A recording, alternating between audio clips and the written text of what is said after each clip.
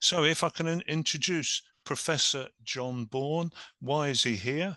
Because I saw him across the room in a meeting and collared him and didn't let him get away without promising to do a talk. And why did I do that? Because I must say John is one of my favourite military historians. I've listened to him live on a number of occasions, and I've listened to him on Western Front webinars and recordings.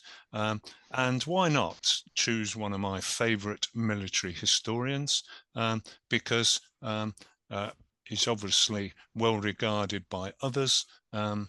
There's a number of former students here, a number of former colleagues, a number of Western Front Association, and a number of people who just describe themselves as friends. So I can't be that wrong when I think he's one of my all-time favourite military historians. Obviously, he's been professor at University of Birmingham, University of Wolverhampton.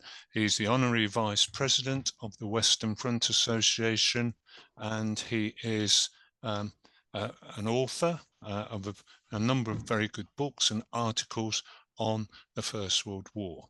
And if he isn't the greatest living military historian, that can be debated, he's certainly the greatest living Port Vale fan. And with that, I'll hand over to John. Over to you. Thanks, Ian. When I first started out lecturing, more years ago than I care to remember, I soon realised that I felt more comfortable lecturing if I'd managed to craft an opening that I was comfortable with, a bit like a gambit in chess. I really struggled with this talk to find an opening I was comfortable with until Saturday, because on Saturday I bumped into Peter Hart, almost literally. And he looked at me, and displaying that smooth charm, which ought to have made him a natural for HM diplomatic service, he said to me, personal reflection on the Gallipoli campaign.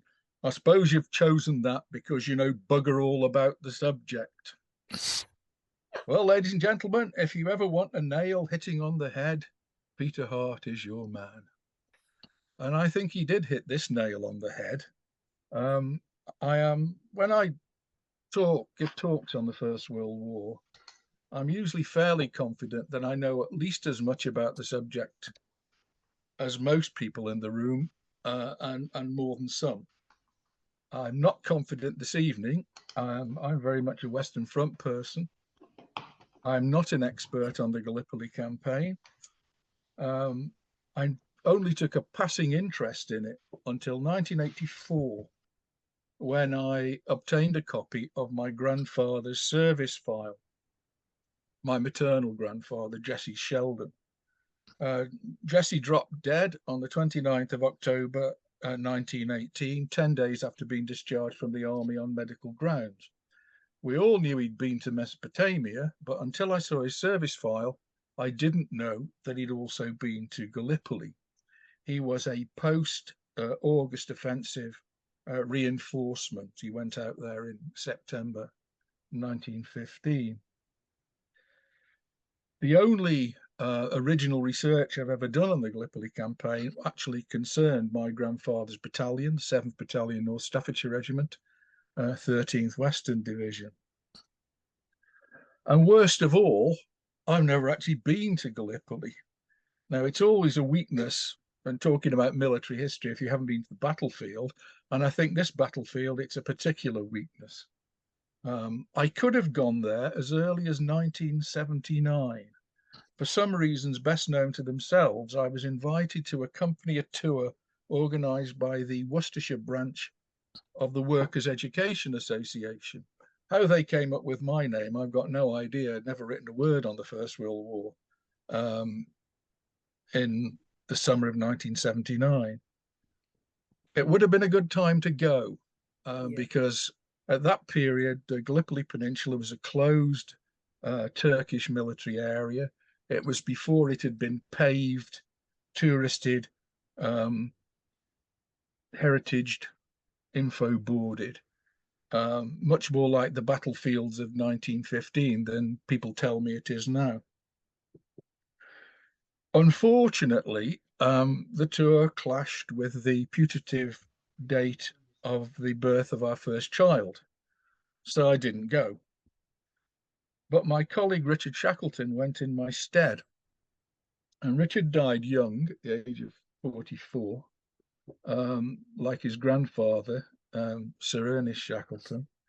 And when he died, he very kindly left me one of those lovely wooden trays of slides that used to be common and not now, of the photographs he took during the visit to Gallipoli in 1979. And the one that stuck in my mind was the photograph of a human skull that he found on Johnston's Jolly. Really sort of brought home to you something of what it was like. And I think one of the reasons that the Gallipoli campaign is so interesting to many people is that the whole thing is suffused with controversies, ifs, buts, and maybes, and not least myths. Oops.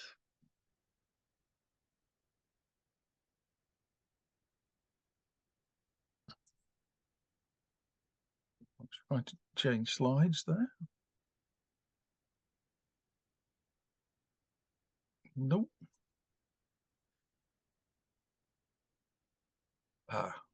Okay. Robin Pryor wrote this book, I think it was 2014, Gallipoli, The End of the Myth. Well, nice try, Robin. It's a good book. I think it's particularly strong on the political and strategic aspects of Gallipoli more than the actual fighting. But the idea that this book ended the myths seems to me to have been false. It hadn't, it didn't. And part of me thinks that nothing ever will. Because there are myths, and there are myths that will not die. Zombie myths. I owe my knowledge of this book to my friend Nick Baker, who I think may be out there in cyberspace this evening. And you can see it's zombie myths of Australian military history, not all of which, but many of which are concerned with the Gallipoli campaign. The myths that will not die. And many of the myths concern this chap, the Anzac. I was at a conference at King's College London a few weeks ago when a New Zealand colleague expressed herself quite warmly on the expropriation of Anzac by Australians to mean Aussie, which of course it doesn't, but quite often does when people use it these days. When they say Anzacs, they mean Australians. I am a great admirer of modern Australian scholarship. Books like this one, Robert Stevenson's To Win the Battle on the 1st Australian Division at Gallipoli and Beyond. This one, Landing at Anzac by my friend Brigadier Chris Roberts, very fine book. And not least, Rhys Crawley's Climax at Gallipoli. The cover rather gives the game away. The climax at Gallipoli does not look very satisfactory, put it mildly. Despite this revisionist scholarship in Australia, the Anzac myth is still alive and kicking and is capable of generating quite often more heat than light. And of course, when it comes to myths, we have this chap. About whom more myths cling, more controversies cling, more what ifs and maybes cling than perhaps any other single person. And not least this book. This is F.E. Smith famously said, Winston has written a book about himself and called it The World Crisis. This is his apologia for the Gallipoli campaign, published in 1923. The first time I read it, I thought, my God, this is an absolute tour de force. At the end, you felt, wow, this is what we should have done. Why didn't they listen to this strategic genius? The war would have been over in 1915.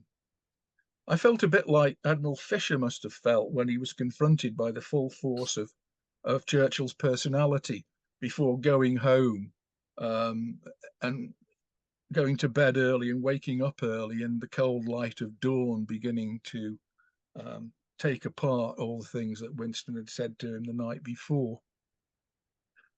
I remember in 1968 at the Republican convention for the US presidency, Senator Goldwater was running.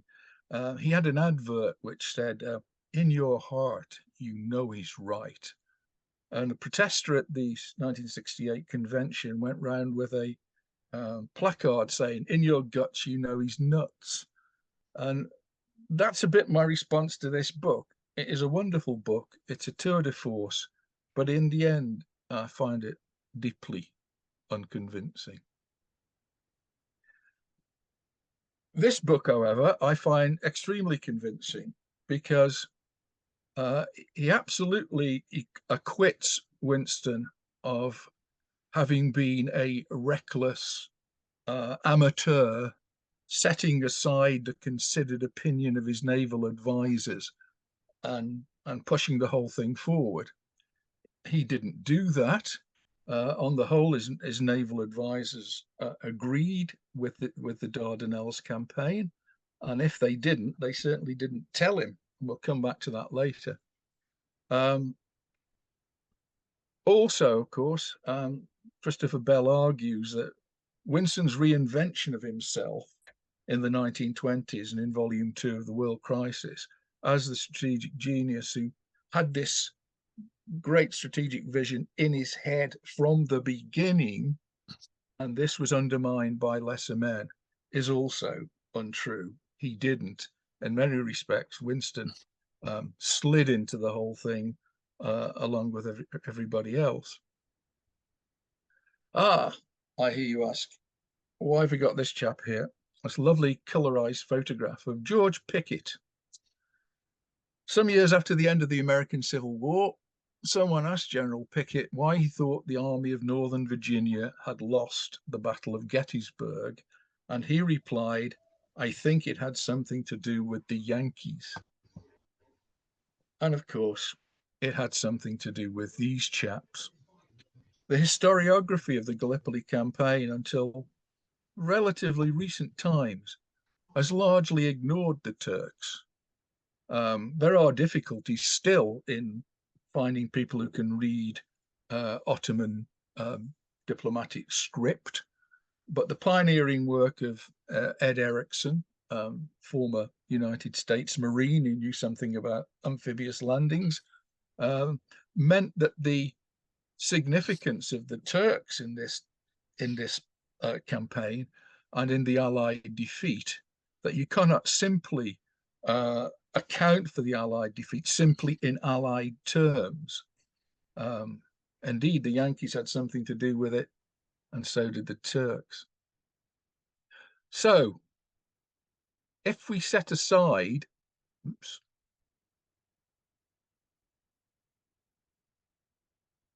the what's, ifs, buts, maybes, myths, and controversies of the Gallipoli campaign, I think we must all agree that the campaign was a total failure. The Gallipoli Peninsula was not captured. The fleet did not pass through the Dardanelles. The Ottoman Empire did not surrender. Well, not in 1915 anyway. A warm water route to Russia was not opened. A pro-Allied Balkan coalition did not come together and advance up the Danube, rolling up the Central Powers as they went. And the war did not end in 1915. That is a pretty impressive list of failures. How come? And that's really what I want to talk about this evening. How come? And I've been influenced to a very great degree in thinking about how things succeed and how things fail, which is one of the main reasons I'm interested in history. By this book, published in 2014, by two of our leading political scientists, Anthony King and Ivor Crew, The Blunders of Our Governments. If you take nothing else from the talk this evening, make a note of this book and read it. It's an eye-opener.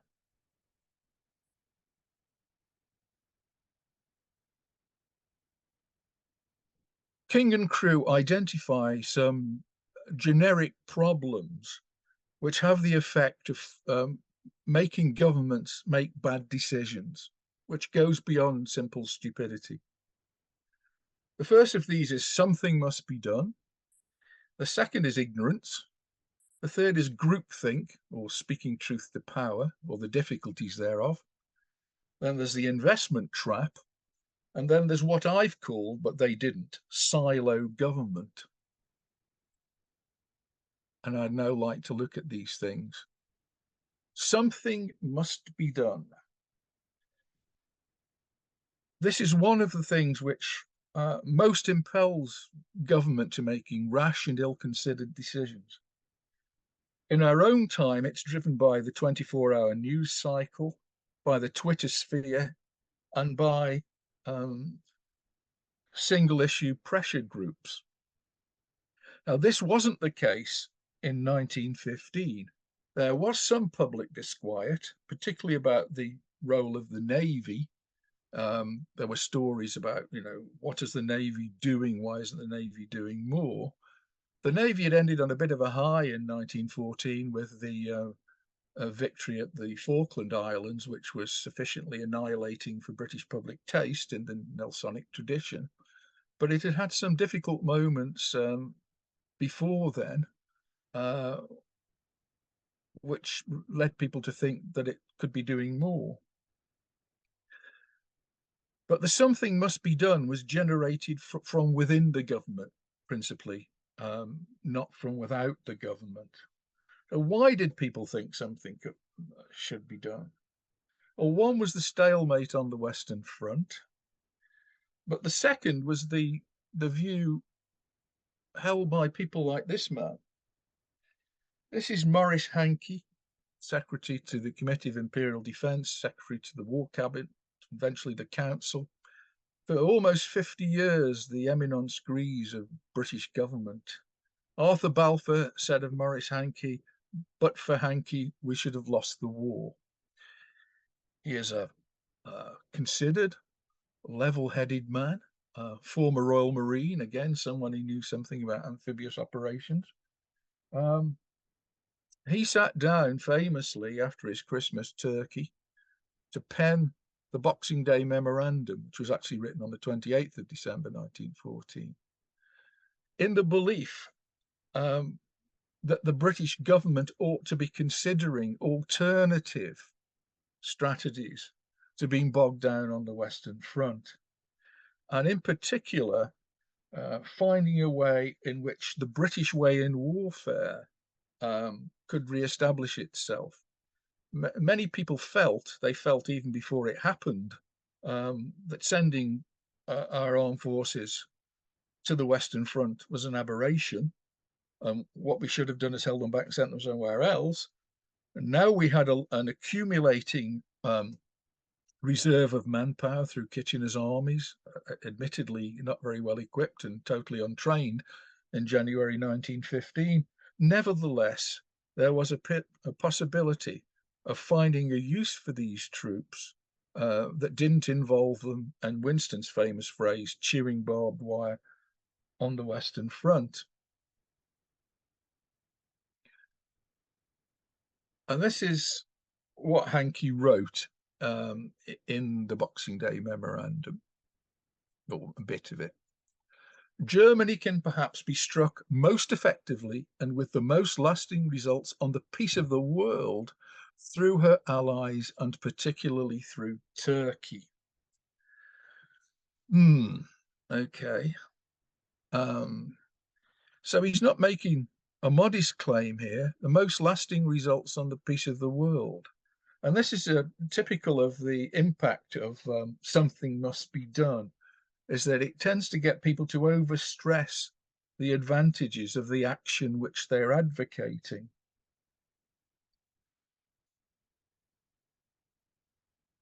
Churchill, of course, was also considering this at the same time. And if you get someone who is as intelligent, as well informed by history, as ambitious, as restless as Churchill, who has at his fingertips possibly the greatest instrument of international relations since the armies of ancient Rome, you'd expect him to be looking for some ways in which the Navy might have a greater impact than it appeared to have had by the end of 1914.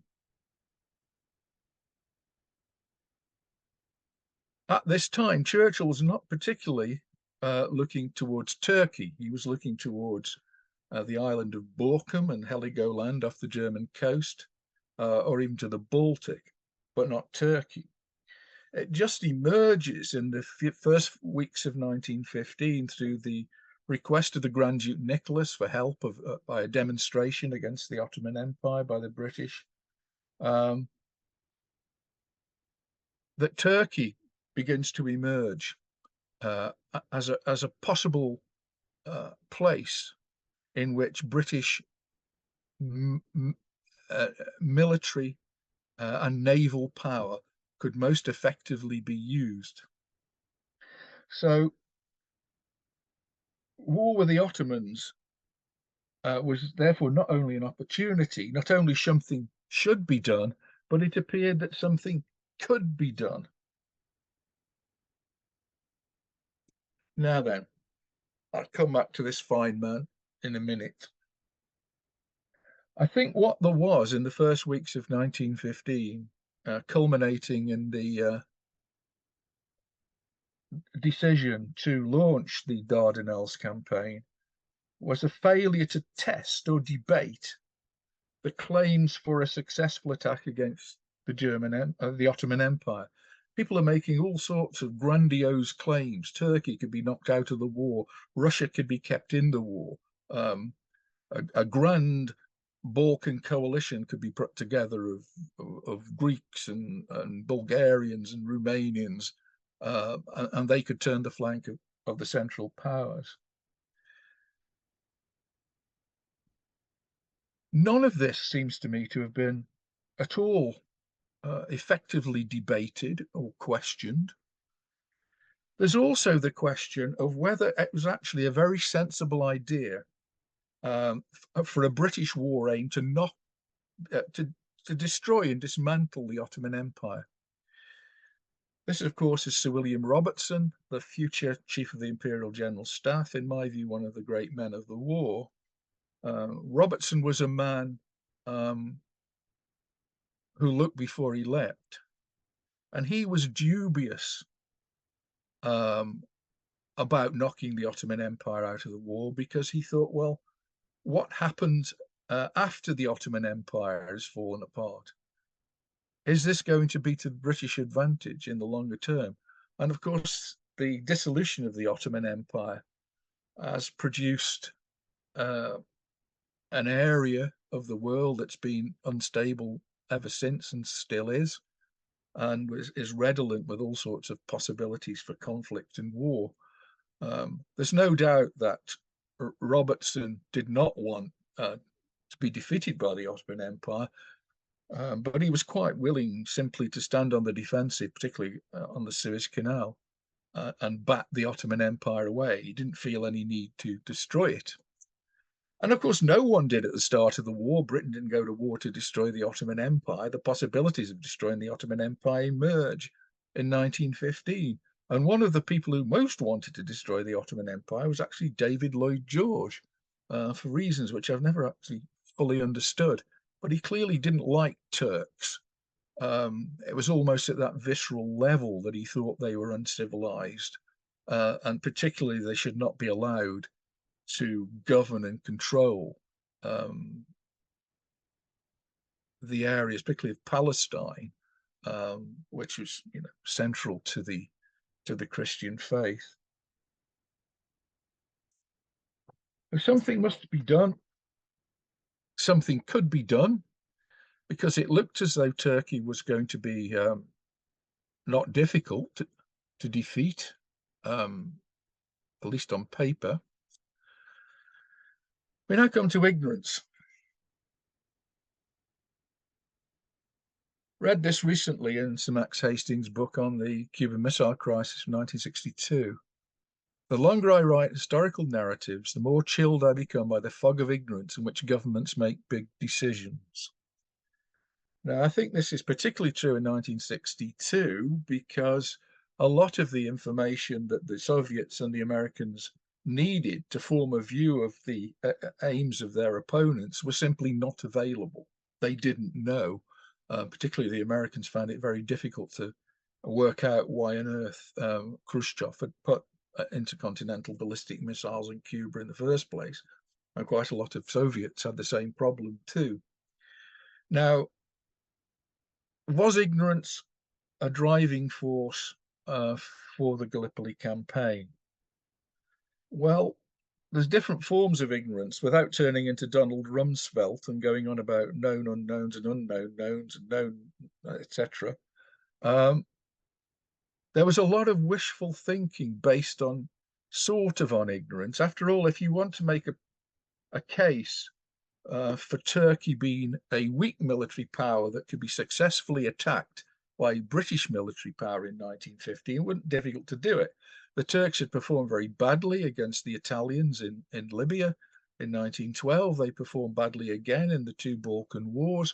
They'd virtually been pushed out of Europe. They didn't look like a tough case. They looked like they were beatable. And not only beatable, but easily beatable. Now, this turned out to be very wrong and misconceived, but it wasn't entirely stupid. But when it comes to ignorance, if ignorance was a factor in the launching of the Dardanelles and then the Gallipoli campaign, then the government had absolutely no excuse, because the whole idea of moving a fleet through the Dardanelles had been under consideration way back into the 19th century.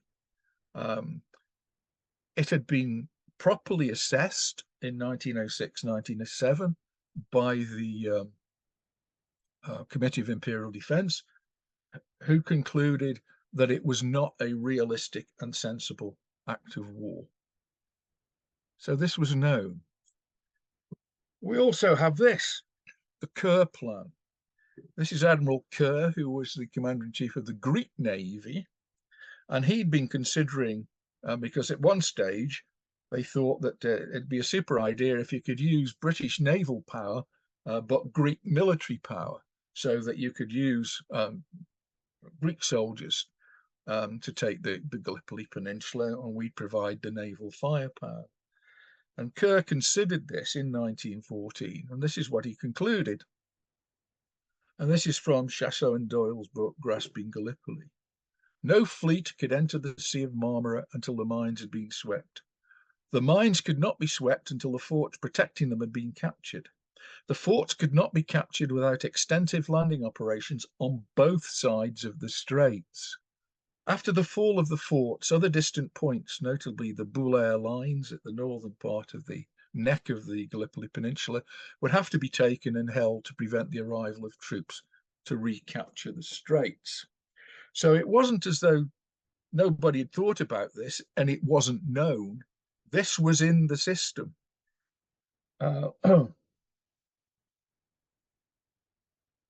British state was fortunate in having a tremendous network of military attaches, diplomats, and agents in the Eastern Mediterranean. And the idea that we got no idea that what was going on there, that we couldn't see on the other side of the hill, is completely untrue. Hamilton often acted and complained, that he didn't know anything about the terrain and so on, or but Chasseau and Doyle have shown convincingly that accurate maps of the peninsula were available before the landing on the 25th of April, 1915. So it's a classic example, like you get in some famous police investigations, like the Yorkshire Ripper. You know, the evidence is all in the system, but the system you cannot get what you need to know out of the system in a timely manner for you to make an intelligent decision. I'll come back to that a bit later when I talk about silo government.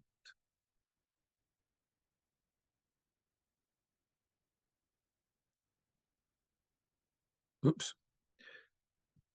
Now, this whole operation was sold to the cabinet on the basis that it would be a naval-only operation, that it would not prejudice British sea power in the North Sea. You would only use redundant pre-dreadnought battleships, which we could afford to lose.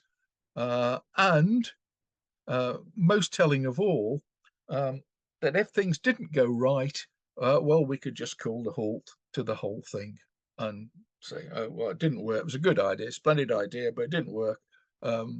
Let's think of something else. And of course, that's not what happened. And I think the person it most affected, the investment trap, is Kitchener. I think Kitchener was doubtful from the beginning whether it was possible to put a fleet through the Dardanelles without using military forces. But at the same time, he made it clear at the beginning that no military forces were available. So you would think that would have ended it if he'd been categorical and saying, I don't think this will work unless we land troops, and we don't have any troops to land, so let's not do it, which he didn't do. But then he starts to flip-flop, and he says, oh, well, there are some troops available. Maybe I can send the 29th Division. But when the military, when the naval attacks fail, particularly the last big one in March, Kitchener then became absolutely convinced that military force had to be used. And he became convinced that military force had to be used because of the investment trap. The idea that you could walk away from what had clearly, by the middle of March, been a defeat of the Royal Navy. It had not achieved what it wanted to do. It had not silenced the Turkish guns. It had not swept the Dardanelles Channel clear of mines and torpedoes. It had not sent a fleet through into the Sea of Marmara. It had not cowed the Ottoman government into submission. This, to Kitchener, looked like a defeat. And you have to remember about Kitchener, of course, is that Kitchener doesn't view the world from London. He views it from Cairo or Delhi. He's a great imperial statesman. He is worried about what the effects of this, what to him was a clear British defeat, would be on Muslim opinion. After all, a very large number of the subjects of the British Empire were Muslims. And the British Empire, to a large extent, I think, is held together by belief, a belief in British national, racial, military superiority, which, if it appears to be compromised, could bring the whole building down with it. And Kitchener was very much aware of this, I think. And more than anyone else, I think he's affected by the investment trap and onto the slippery slope. So what you get is a sort of doubling down. Once the decision is made to commit land forces to turn the Dardanelles campaign into the Gallipoli campaign, I think a series of unfortunate mistakes which didn't work hardened into tragedy, with almost the inevitability of Greek tragedy. We know that World War II demonstrated that months are usually required to plan a major amphibious operation, and that major amphibious operations should be undertaken only by highly trained troops with a full panoply of specialist equipment. Ian Hamilton was given 40 days to plan and execute. There was virtually no reconnaissance of the terrain, though as Chasseau and Doyle have shown, this was available. There was little knowledge of the enemy's morale or dispositions, though again this was available, except for the belief that the Turks were effete, militarily weak, on the basis of their poor military performance in the years before First World War. There was no deception or secrecy, such as was the case with D-Day. No specialist landing craft. A scratch force of barely trained soldiers, other than the 29th Division. A lack of artillery. And most of all, a determined enemy holding the high ground in his own country. Once you set it out like that, you think, this ain't going to work. In my view, Hamilton did remarkably well to do as badly as he did. He did achieve operational surprise by landing at Cape Helles and at what became Anzac Cove, which Lehman von Sanders were not expecting. He did get his troops ashore, but once there, they barely got off the beaches. There was never any depth to the Allied position. There was never anywhere safe to go. When the 7th Battalion, the North Staffordshire Regiment, landed at Cape Helles in beginning of July 1915, they found themselves coming, this is on the beach, the landing beach, they found themselves coming under Turkish fire. This is like landing on Gold Beach in 1944, 3 months after D-Day, and finding the Germans still shooting at you. The commanding officer of the battalion, Colonel Andrus, was absolutely shocked and amazed by this.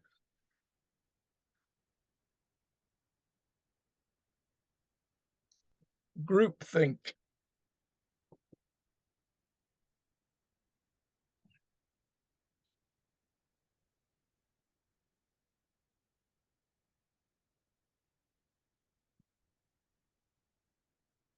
I think one of the reasons that the whole thing got out of hand was that people who were dubious about it didn't tell other people honestly what they thought.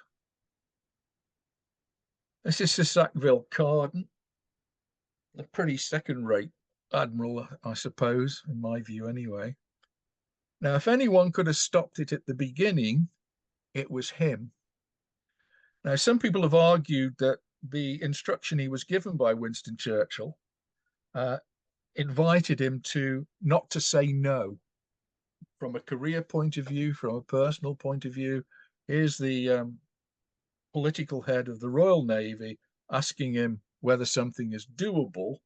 Now, if he turned round and said, well, actually, sir, I don't think it is doable, and we've already been down this road several times in the past, not least in 1906-07, and I don't think this is a viable stratagem of war, that would have stopped the whole thing there and then.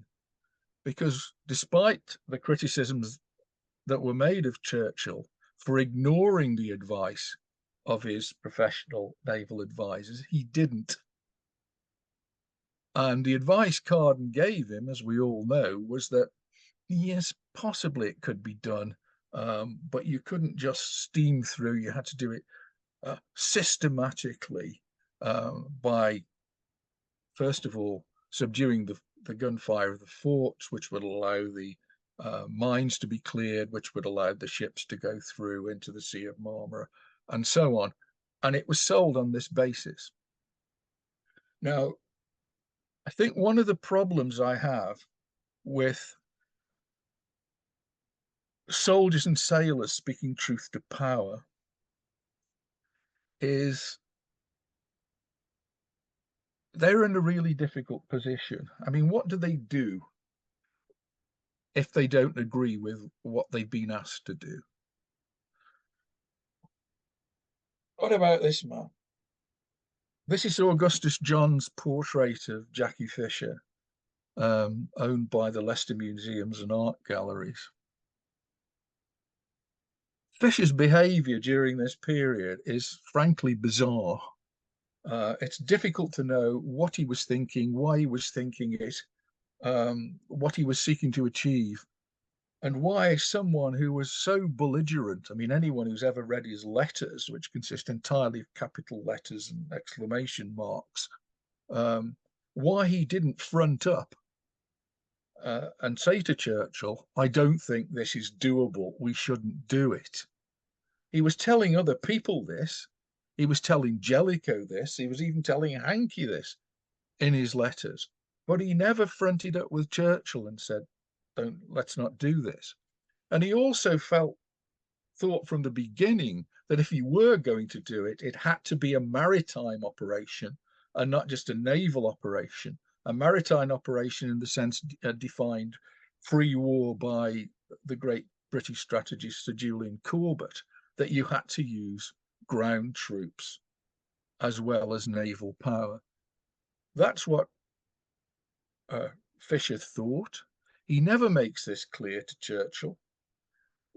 He even suggests to Churchill that he should send out, HMS Queen Elizabeth and so on, and then complains that Churchill is dangerous because he is threatening the safety of the Grand Fleet in the North Sea by sending out these modern ships, which he'd suggested to Churchill he should do in the first place.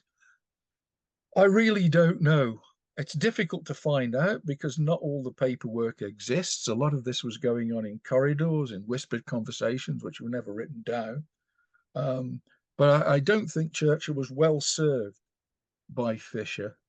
And Fisher, if anyone could have stopped it before it started, or stopped it once it had started, but before it got to the level of landing ground troops, it was Fisher, and he didn't do it. He did not speak truth to power. Now, one thing that struck me in the last few months, reading about the actual conduct of the campaign after 25th of April 1915, is how pessimistic many of the military commanders were. Now, here we have the arch optimist himself, Hunter Bunter, Sir Aylmer Hunter Weston. This is what he wrote. Throughout this war, none of the combatants has ever succeeded in breaking quickly through, even in different entrenchments. The usual result has been stalemate. Success has only been attained after long and careful preparation, and after the expenditure of an enormous amount of high explosive gun ammunition, both from quick firers and howitzers. We are very short of gun ammunition and are particularly short of high explosive shell. There appears therefore every prospect of getting tied up on an extended line across the peninsula in front of the Turkish Kilid Bar plateau trenches, a telling phrase, a second Crimea. We shall have a most precarious and insufficient landing place and shall be entirely cut off if stormy weather intervenes. Hunter Weston is a complicated person. He's got two heads. He's got the rational, calculating engineer officer's head, which looks at possibilities and weighs up ends and means. And then you've got the warrior who believes that, in the phrase, telling phrase of his biographer, Elaine McFarland, that he had to be a peddler of hope. But what do you do if you're a divisional commander, as Hunter Weston was to start with, and as a corps commander as he became later, if you don't think this is a very sensible operation? What do you do? Do you resign? Do you give, I mean, it seems to me soldiers are in an impossible position. If this is what they feel about it, what do they do? Well, they could walk away, and that might be fatal for their careers. But somebody else will simply be put in place and told to do it if they don't. I think most, what you might call ordinary people, never find themselves in situations like this. And it's very difficult to do it to know what you would do. I used to test my students at Birmingham with the example of Major General Barter, the GOC, the 47th London Division at High Wood in 1916, when he complained to the Corps commander that this was what he was told to do wouldn't work. They were not following the set procedures for taking out woods, which was taking out flank. You couldn't operate tanks in woods because they'd go belly up and the Germans would take them out. All these things came to pass. So I used to say to my students, well, if you're Sir Charles Barter and this is what you think, and then they won't listen to you, what would you do? And they all say, oh, I'd resign. I'd resign. Well, Barter thought about it, but if he'd resigned, he also felt that that was equivalent to abandoning his men. Somebody else would be put in charge and told to do it. And of course, he paid the price, because after everything that he said about what you should and shouldn't do came to pass, and he was then replaced for wanton waste of men.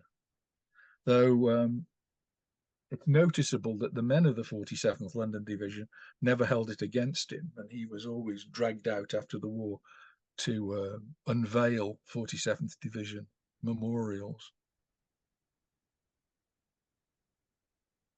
Now, this is another optimist, General Birdwood, before the offensive of August 1914. Oops. This is a letter he wrote to his wife. Oops, trying to get that. On the 4th of August 1915. We are about to make another big offensive. I'm busy for a long time, and I do hope and think I have done all that can be done to ensure success. It is going to be a real big business, extraordinarily difficult. I have to take an extremely difficult hill held by the Turks in great numbers, and I feel my only chance is by attacking them at the most difficult part where they will least expect us. It is a lot covered with deep ravines and precipices everywhere, over which we must attack at night, so it will be a very high trail. Lots of them will lose themselves, as indeed they did, but we'll have to keep pressing on, and I I hope, that's a second hope, find themselves again in the morning. And with real determination, I hope, the third hope, they will succeed. Now, given that this is Birdwood's analysis of the problem with which it was faced, it seems, at this distance in time, quite extraordinary that they actually attempted it. Trying to break out from Anzac Cove is like attacking into a labyrinth. It's just extraordinary how anyone thought it would ever work. It's beyond me. And of course, there were other soldiers who thought it was. I noticed that Sir Harold Walker is out there, and of course, Hookie Walker, the eventual commander of the 1st Australian Division, a very fine soldier, and a man who was capable of speaking truth to power and of defending his men from what he thought was useless and badly planned attacks. Thought the whole of the Gallipoli proceedings was insane from start to finish. But there's a limit to what people at that level can do. Their role, like the ordinary soldier, is to carry out orders and to try and organize their resources as well as they could.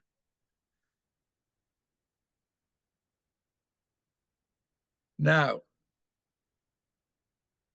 this is the one person who did speak truth to power, but by then it's too late. This is Sir Charles Munro, famously described by someone as Scottish on duty and Irish off duty. Munro has been damned by Churchill's famous dismissal. He came, he saw, he capitulated. Now, if people think Carden was sort of pushed in the direction of saying something could be done to force the Dardanelles in January 1915, there's no doubt that Kitchener had tipped the wink to Munro by sending him out there and expecting to get the answer that we should soldier on. Monro went out there. He had a look. He came down from Suvla through Anzac to Cape Helles, saying apparently, like Alice in Wonderland, curiouser and curiouser, and then reported that he thought the enterprise was doomed. We should cut our losses and pull out. Now, he's always been blamed, mainly because of Churchill's famous dismissal, for being the man that abandoned the Gallipoli campaign. But he didn't, because Kitchener didn't agree with him. Kitchener actually went out there himself because he wasn't willing to accept Monro's analysis. But when he got out there, Kitchener, he was absolutely shocked by what he found, and then reluctantly admitted that he had to agree with Monro's analysis. Gave orders for the withdrawal from Suvla and Anzac, and then eventually from Cape Helles. But I think if Carden, and especially Fisher, had shown the willingness to speak truth to power, none of this would ever have taken place. There would have been no Gallipoli campaign, no Gallipoli Association, and no talk this evening. Silo government. What do I mean by this? Well, this is not silos you put grain in, but silos that the Americans put missiles in Montana, in their own individual mine shaft type things, spread out over a large area so they can't all be taken out by one Soviet nuclear missile. And this is how government, not only then, but now, I think, certainly according to King and crew, this is how government exists now. People don't talk to one another. Information is out there, but it is never in the hands of the people who need it at the time that they need it to make intelligent decisions. And this is true not only at the governmental level, at the cabinet level in 1915, but it's true in the armed forces that the different parts of the Navy don't talk to one another. Different parts of the Army don't talk to one another. The Navy doesn't talk to the Army.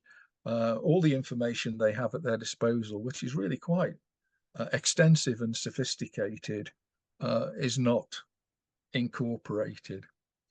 The problem I have with this is if it had been incorporated, if people had looked at the Kerr plan and said, look, in order to achieve this, this is what we need to do, they wouldn't have done it because the resources were not available in 1915 to do it. And if they'd said, well, you know, we've got all this information, it's not secret. The Turks have reinforced the peninsula. This is a different Turkish army from 1912 and 1913. These are Anatolian Turks fighting on their own soil. They're a battle-hardened army. They have especially battle-hardened officers. The terrain is absolutely terrible. We're going to find it very difficult to deploy artillery, which had already been shown from the fighting on the Western Front, which was absolutely essential to achieving any kind of tactical, let alone operational success in modern war. So all this is available, but nobody knows anything about it. And this operates at all sorts of levels within the government. And to me, the buck stops with this man. Robin Pryor wrote in his book that lots of people get blamed for Gallipoli on the British side, but Asquith seems to have got away with it. Well, he shouldn't get away with it. He was the Prime Minister. He was responsible for coordinating British strategy and policy. He was responsible, or should have been responsible, for questioning all these dubious claims for the efficacy of what turned out to be really gunboat diplomacy on a large scale. Put some battleships into the Sea of Marmara, appear off the coast of Constantinople, and the Turks will throw up their arms and give in.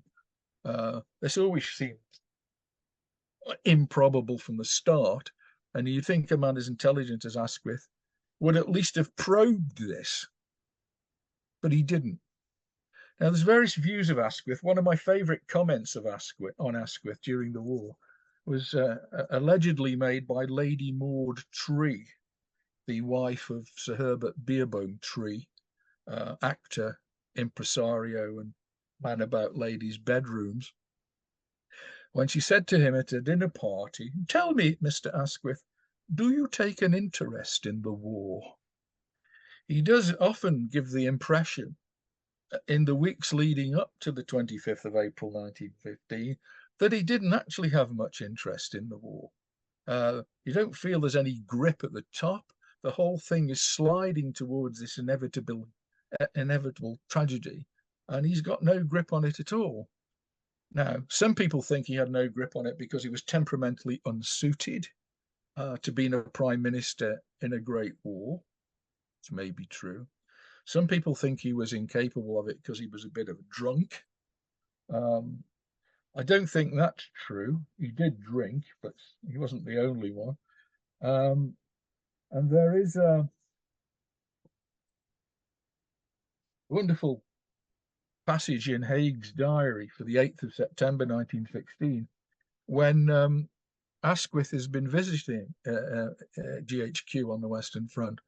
And Haig expresses himself amazed by the amount of brandy that Asquith had managed to put away over dinner and afterwards, and even more amazed that although he's slightly wobbly on his legs, he remained absolutely mentally clear at the same time. So he was a man who could hold his drink, and it didn't befuddle him. The other view is that this is a man who was suffering from rejection because his, I don't know what we call her. Was she a lover? Was she a girlfriend, to use a modern expression? Was she a confidant? Venetia Stanley. I mean, there he is, often writing to her in cabinet meetings, giving away military secrets. He's, 62, something like that. She's 26. These were the days when the postal service was absolutely top notch. So he'd write 3 letters to her a day. If he wrote them in the morning, she'd get them in the afternoon. She was obviously very important to him emotionally. And of course, she announces on the 26th of May 1915 that she's going to marry one of his cabinet colleagues, Edwin Montagu. And there is a view that this so destabilized Asquith that he'd taken his eyes off the ball. I don't believe any of this. Asquith was as clever as a cartload of monkeys. He's certainly a hell of a lot cleverer than me. He's probably cleverer than most of you. He was the pilot who'd weathered the storm. He'd been prime minister for 8 years by 1914. This is the longest continuous period of prime ministerial government since Lord Liverpool. He'd sailed a ship of state through some very difficult waters, constitutionally, politically, strikes, the Irish question. He had a complete contempt for the leadership of the Unionist Party, except possibly for Arthur Balfour. He saw himself as this maybe happens to prime ministers who've been in power for a long time and have been arguably quite successful, that they are indispensable. And Asquith had a way of maintaining his political control, and that was within a full cabinet. He liked the cabinet to ramble on and not come to any particular effective conclusion.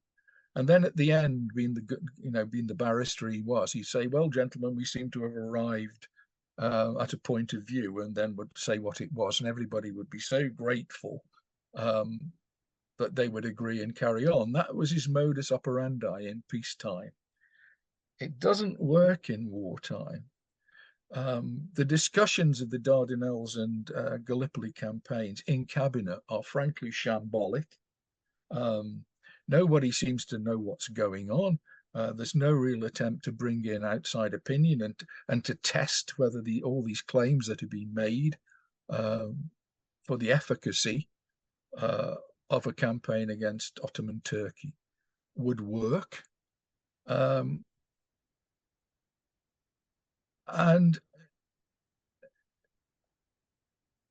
I think Asquith believed absolutely, I think, in the liberal values.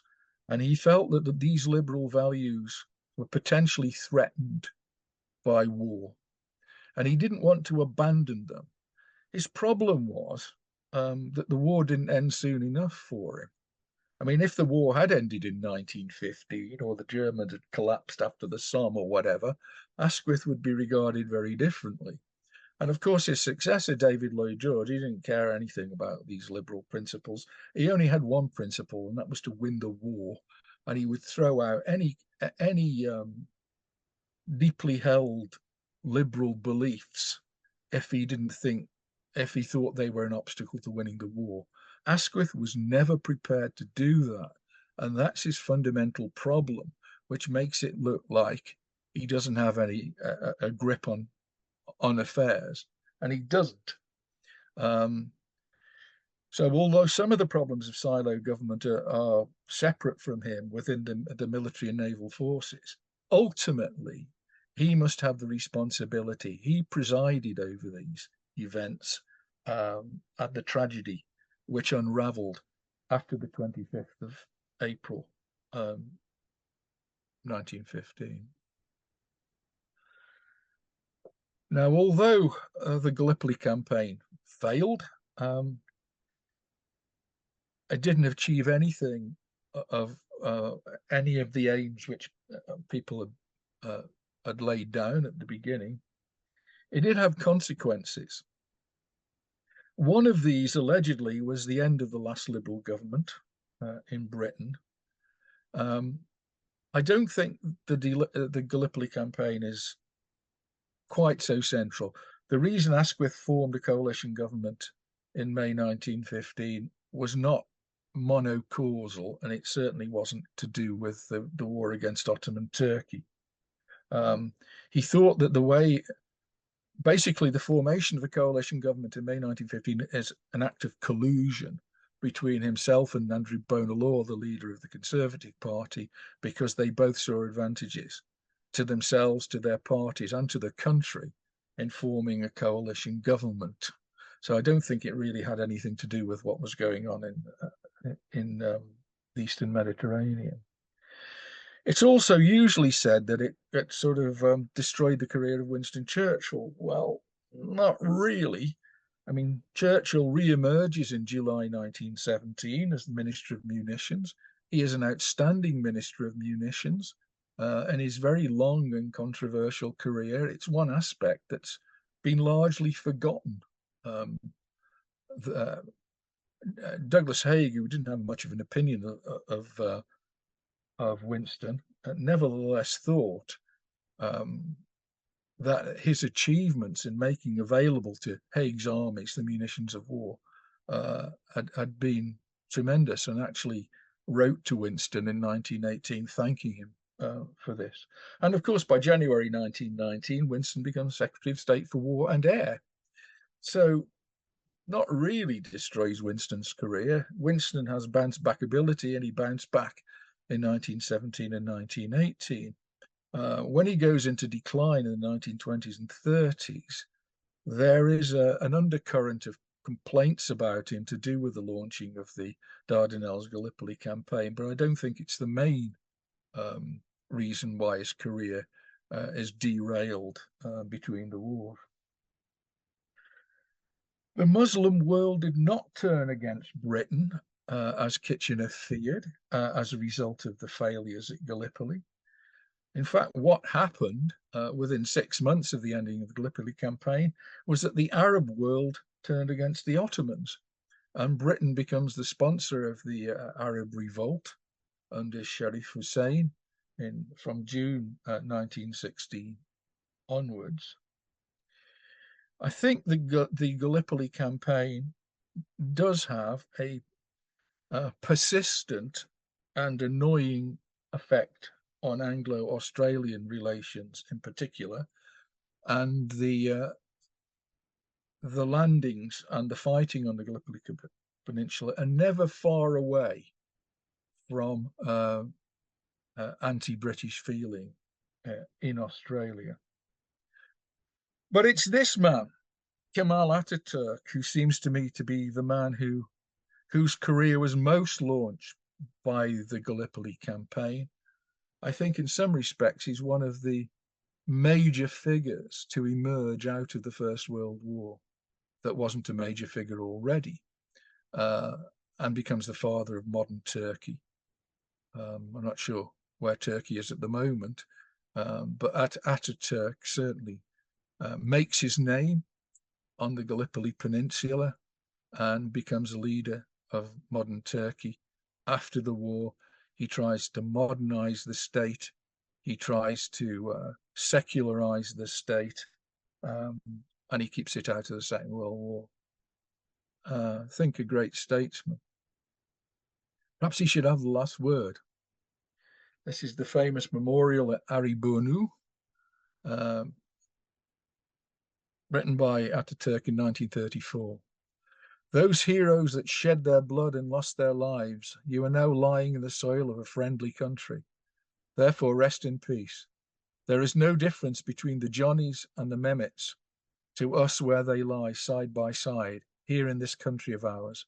You, the mothers who sent their sons from faraway countries, wipe away your tears. Your sons are now lying in our bosom and are in peace. And having lost their lives on this land, they have become our sons as well. Noble words. Thank you.